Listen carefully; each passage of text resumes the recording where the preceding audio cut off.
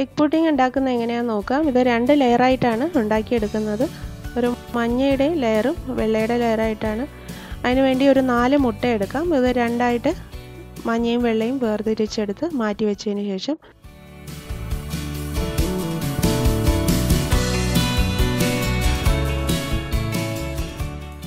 വെള്ളയുടെ mix ഉണ്ടാക്കാനായി 1 cup തിളപ്പിച്ചാറിയ പാല് ചേർക്കാം.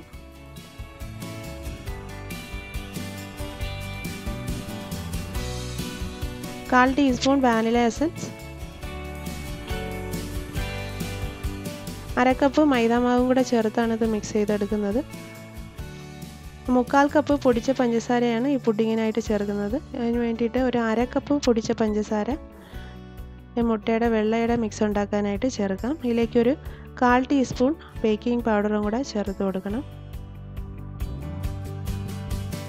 3/4 കപ്പ് പൊടിച്ച പഞ്ചസാരയിൽ നിന്ന് ഒരു 1/2 കപ്പ് പഞ്ചസാര ഇതിലേക്ക് ചേർത്ത് നന്നായിട്ട് മിക്സ് ചെയ്തതിന് ശേഷം പെട്ടെന്ന് കട്ടയൊക്കെ ഒന്ന് മാറിക്കിട്ടാനായിട്ട് മിക്സിയുടെ ജാറിലേക്ക് ഒഴിച്ച് നന്നായിട്ട് ഇതൊന്ന് അടിച്ചെടുത്ത് മാറ്റി വെച്ചതിന് ശേഷം മുട്ടയുടെ മഞ്ഞയുടെ മിക്സ് ഉണ്ടാക്കിയെടുക്കാം.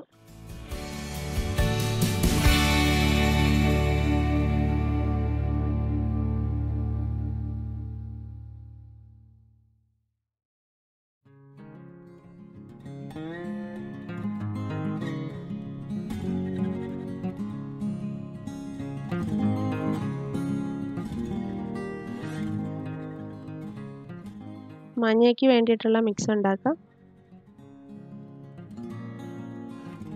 3/4 കപ്പ് പൊടിച്ച പഞ്ചസാരയിൽ നിന്നും 1/2 കപ്പ് പൊടിച്ച പഞ്ചസാര വെള്ളയ്ക്ക് ഉണ്ടാക്കാനായിട്ട് ചേർത്ത് ബാക്കിയിരിക്കുന്ന ഒരു 1/4 കപ്പോളം പൊടിച്ച പഞ്ചസാര ഇതിലേക്ക് ചേർക്കാം.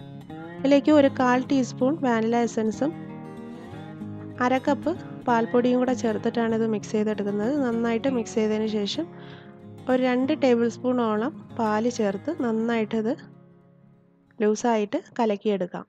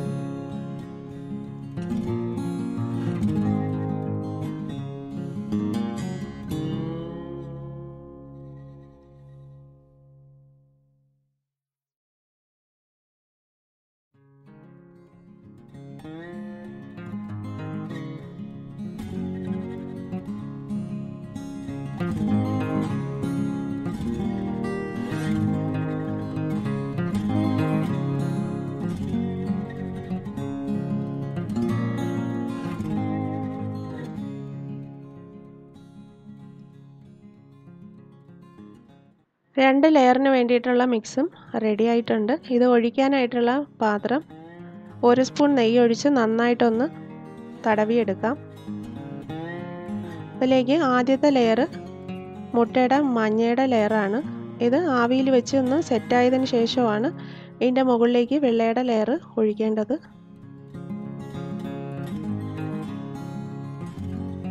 കുറച്ച് വെള്ളം നന്നായിട്ട് തിളപ്പിക്കാനായിട്ട് വയ്ക്കാം.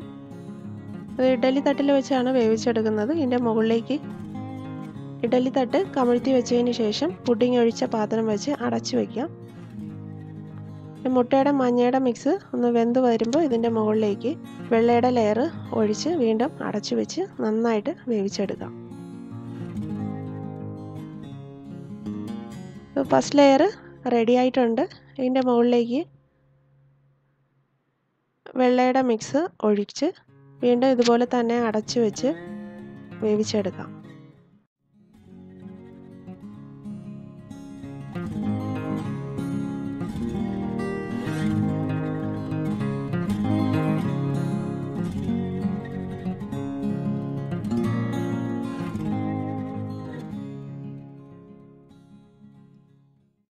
വെന്ത് വന്നിട്ടുണ്ട്. ഇത് ചൂട് മാറാനായിട്ട് കുറച്ച് സമയം മാറ്റി വെച്ചതിന് ശേഷം നന്നായിട്ട് തണുത്തതിന് ശേഷം കട്ട് ചെയ്തെടുക്കാം.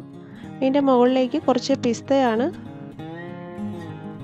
വിതറുന്നത്. ഇത് നന്നായിട്ട് ചൂട് മാറിയതിന് ശേഷം കട്ട് ചെയ്തെടുക്കാം. ഇതിൻ്റെ മുകളിലേക്ക് കുറച്ച് പിസ്ത ഇട്ട് എടുക്കാം.